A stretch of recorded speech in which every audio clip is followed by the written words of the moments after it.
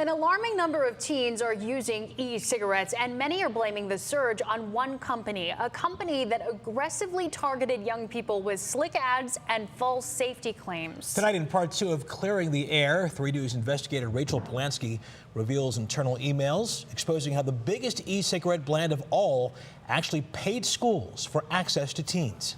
These innocent-looking devices shaped like USB drives have become the face of e-cigarettes. A lot of people call the bathrooms the Juul room. So much so that kids have turned the brand name Juul into its own verb. Because that's where most I would say high schoolers go Juul during class or something.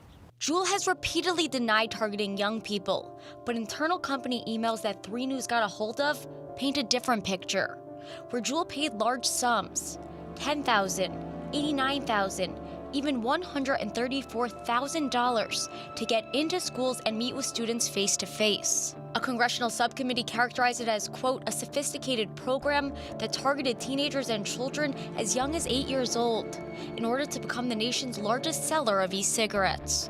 And in one instance, Juul representatives told students their product was, quote, totally safe, and even demonstrated to the kids how to use a Juul. And it sure looks like that program succeeded, because according to the CDC, 1 in 4 high school students are now using e-cigarettes. It was more or less just like, everybody else is doing it.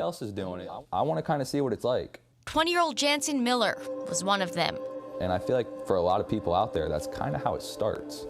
He wasn't a Juul user, but he admits that he vaped nicotine products as well as products containing THC.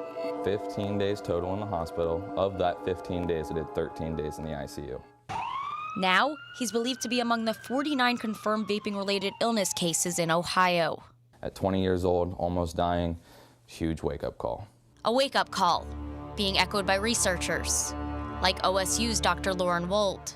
We were interested in looking at it in adolescents because we know that the users are predominantly adolescents.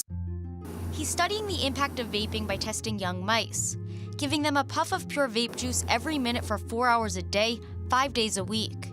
We expose them just like a traditional e-cigarette user would. And after 2 months of testing, we're seeing an early incidence of heart dysfunction that is very similar to what's seen in patients with diabetes, for example. Dr. Wold is also testing adult mice, and he's not seeing the same effects.